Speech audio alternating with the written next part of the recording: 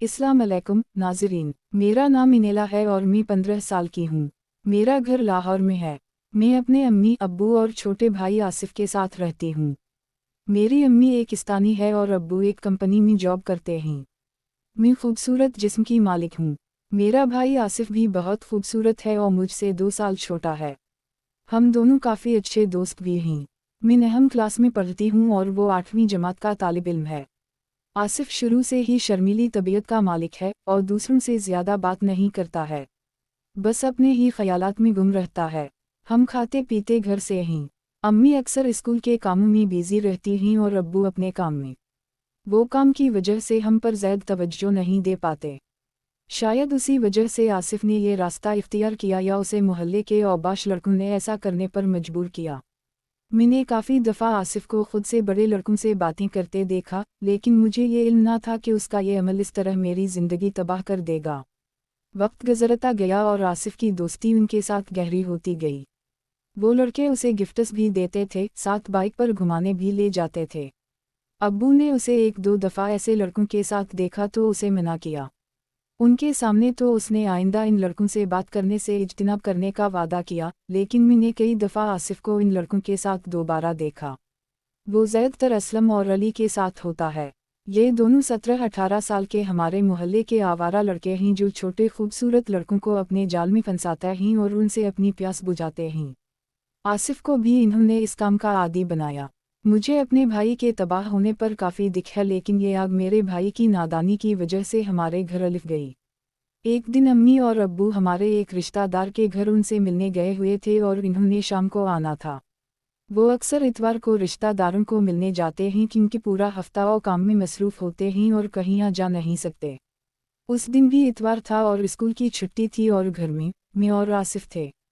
कुछ देर बाद तकरीबन 10 बजे आसिफ घर से बाहर खेलने गया। वो आधे घंटे बाद वापस आया और मुझे कहा, मेहमान खाना में मैं अपने दोस्तों के साथ बैठा हूँ, तुम इस तरफ मत आना। मुझे शक हो गया कि आसिफ के कौन सा दोस्त इसके साथ मेहमान खाना में हैं। मुझे ये भी पता था आसिफ अनसा किया करवाने वाला है। मेरे जहन में ख्याल आया क्यों ना ये सब देखा जाए। मेरे दिल में कोई गलत ख्याल ना था, बस तजस्सुस था। लेकिन मुझे नहीं पता था ये तजस्सुस मुझे किस अंजाम से दोचार करेगा। मुझे अगर पता होता इसका अंजाम ये निकलेगा तो मैं कभी कदम ना बढ़ाती, मगर होनी को कौन टाल सकता है। मैं कुछ देर इंतज़ार करने के बाद मेहमान खाना की तरफ गई तो इसका दरवाज़ा बंद था। मेरे दिमाग में ये बात इस गई कि ज़रूर दाल में कुछ काला है। साथ ही खिड़की थी जो आधी खुली हुई थी।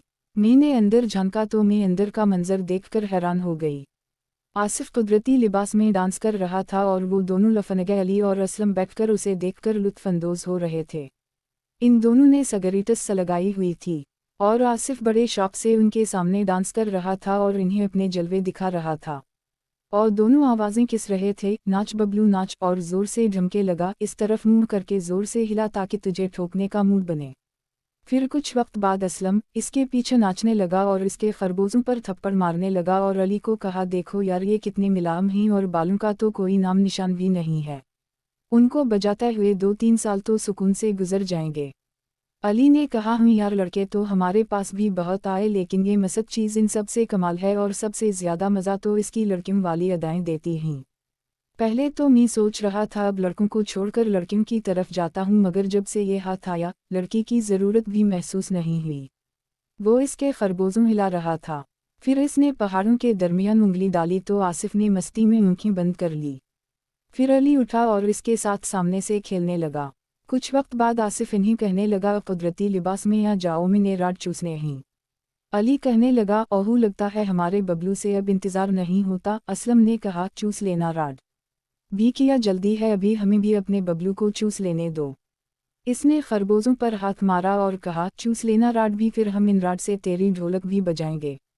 आसिफ ने कहा, यार थोड़ा आहिस्ता बजाया करो, आपके 13 इंच के राड ढोलक को फाड़ देते हैं। मुझसे बर्दाश्त नहीं होता, मुझे बहुत दर्द होता है। अली ने कहा, मेरी जान इस दर्द की आदत डाल लो, अगर ढोलक हमसे बजुनी है तो हमें मज़ा नहीं आता जब तक सामने वाला चिका ना। आसिफ ने कहा, यार बजुनी तो तुम ही से है क्योंकि मुझे आपके साथ मज़ा आता है। असलम ने कहा, बबलू मज़ा के लिए तो बर्दाश्त करना पड़ता है, तुझे आदत हो जाएगी। फिर वो दोनों इससे अलग हुए और कुदरती लिबास में आ गए। मैंने देखा उनके राड वाकई 13-13 इंच के थे और काफ़ी मोटे भी थे। वो दोनों आसिफ की साइड्स पर खड़े हो गए। आसिफ घुटनों के बल बैठा और एक राड को मुंह में लेकर गन्ने की तरह चूसने लगा और दूसरे को हाथ से सुलाने लगा। फिर जब आसिफ ने अली का राड चूस लिया तो असलम सोफे पर बैठ गया। आसिफ भी घुटनों के बल बैठकर असलम के पास जो राड था उसे चूसना शुरू किया। तभी अली ने गुब्बारों पर हाथ मारना और हिलाना शुरू कर दिया और कहा, बबलू गीली कर ले। आसिफ ने थूक से गीली की और फिर से राड चूसने लगा। तभी अली ने आसिफ के हाथ पकड़कर इसके गुब्बारों पर रखे और कहा, इन्हीं कौन खोलेगा? असलम ने कहा, यही खोलेगा, थोड़ा सब्र तो कर। फिर इसने पहाड़ खोले और अली ने राड से रास्ता खोदना शुरू कर दिया। जैसे ही उसने राड डाला आसिफ चलाया। जैसे ही आसिफ चलाया मुझसे बर्दाश्त न हुआ और मैं दरवाज़ा खोलकर अंदर गई। मैंने कहा, ये क्या कर रहे हो तुम लोग? आसिफ मेरी बात सुनकर उठने लगा मगर अली ने उसे दबोच लिया और कहा, असलम उसे तो संभाल। असलम उठा और मेरी तरफ बढ़ने लगा। आसिफ ने पूछा, तुम लोग क्या कर रहे हो? अली ने कहा, चुप करके बैठा रहे बबलू, उसने हमें देख लिया है, असलम इसका मुंह बंद करने गया है। आसिफ ने कहा, ऐसा कुछ नहीं करोगे तुम लोग? अली ने आसिफ को थप्पड़ मारा और कहा, चुप करके बैठा रहे वरना तुम दोनों बहन भाई किसी को मुंह नहीं दिखा सकोगे। इतने में असलम मेरे पास आया और मुझे बाजू से पकड़ लिया और दूसरे कमरे में ले आया और मुझे बेड पर फेंक दिया और माल्टे दबाने लगा। मैं इसे मना कर रही थी मगर इस पर कोई असर नहीं हो रहा था और बस ज़ोर ज़ोर से माल्टे दबाए जा रहा था। फिर मेरी मुज़ाहमत दम तोड़ गई और वो मुझे कुदरती लिबास में ले आया। फिर और तकरीबन 20 मिनट मेरे साथ वो करता रहा जो नहीं होना चाहिए था। वो आधे घंटे तक खेलता रहा। पहले मुझे ये सब अच्छा नहीं लग रहा था मगर बाद में मैं इसका साथ देने लगी और ये देखकर हंसने लगा और कहा, बबलू की बहन भी उसी की तरह है, चलो अब हर इतवार तुम दोनों से खेलेंगे। फिर वो उठा और कहा, हम तो बबलू के लिए आए थे लेकिन किस्मत मेहरबान हुई और तुम भी आसानी से हाथ हलिफ गई। वो बाहर जाने लगा और कहा, फिर मिलने के जानमन, तुमने आज बहुत सुकून दिया। मैं बेड पर बेसुध पड़ी थी। फिर मैं उठी और वॉशरूम चली गई।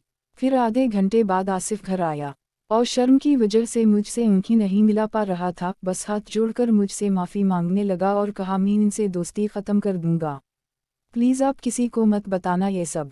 मैंने इससे कोई बात ना की और ये बात अपने सीने में दफन कर ली क्योंकि इसमें मेरी ही बदनामी थी। इसके बाद वो हर इतवार को उस वक्त घर आते जब घर में कोई नहीं होता और दोनों मेरे साथ खेलते। नाज़रीन, ये थी मेरी कहानी। मज़ीद ऐसी वीडियोज़ देखने के लिए हमारा चैनल सब्सक्राइब करें।